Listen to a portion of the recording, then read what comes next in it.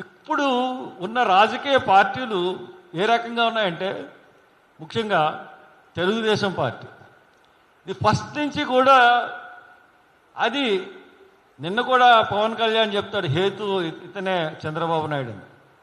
చంద్రబాబు నాయుడికి ఎందువల్ల ఈ ఎస్సీల పట్ల ద్వేషం పెరిగింది అన్నది మనం ఆలోచించినప్పుడు, తెలుగుదేశం హయాంలో 1985లో కారంచేడు సంఘటన జరిగినప్పుడు మాదిగలు కలిసి పోరాటం చేశారు. పోరాటం చేసిన తర్వాత దగ్గుపాటి సంచిరామయ్యను కూడా తర్వాత చంపేశారు. ఎన్టీ రామారావు వియ్యంకుడు చూసిన తర్వాత వీళ్ళని కలిసి ఉండనిస్తే చాలా ప్రమాదం, వీళ్ళని విడగొట్టాలని ఒక ప్లాన్ చేసి ఒక జస్టిస్ రామచంద్రరాజు అన్న కమిషన్ వేసి ఒక దొంగ లెక్కలు చూపించి రాష్ట్రం అంతా ఉభయ రాష్ట్రాలు అంటే ఉభయ ఆంధ్ర రాష్ట్రంలో ఈ రామచంద్రరాజు కమిటీ ద్వారా దొంగ లెక్కలు చూపించి వర్గీకరణ చేయడం జరిగింది.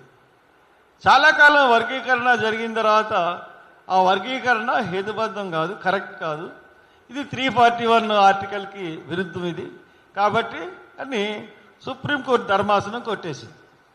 ఇప్పుడు మళ్ళా ఈ తీర్పులో కూడా ఒక సుప్రీంకోర్టు ధర్మాసనం కొట్టేసిన తీర్పుని ఇంకొక సుప్రీంకోర్టు ధర్మాసనం ఎలాగ సపోర్ట్ చేస్తుంది?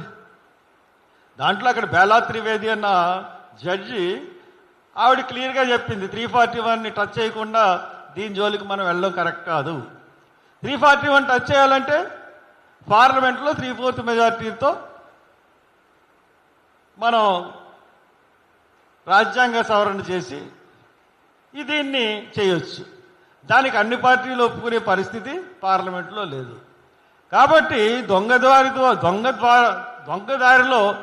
ఈ యొక్క వ్యతిరేకాన్ని, ఈ వర్గీకరణ అన్నదాన్ని చేయించారు మోడీ, చంద్రబాబు నాయుడు కుట్ర పని. ఇది ఎలక్షన్కి ముందే జరిగిన కుట్ర ఇది. ఆ కుట్ర ద్వారా బీజేపీ మాదిగలను ఓట్ బ్యాంక్ చేసుకోవాలన్న ఉద్దేశం, తెలుగుదేశం ఆంధ్రాలో మాదిగల్ని ఓట్ బ్యాంక్ చేసుకోవాలని ఉద్దేశం. అంతేగాని ఈ కులాల మీద ప్రేమ ఉండి కాదు. ఈ రోజున ఇంత అశాస్త్రీయంగా ఈ రోజున చేశారు.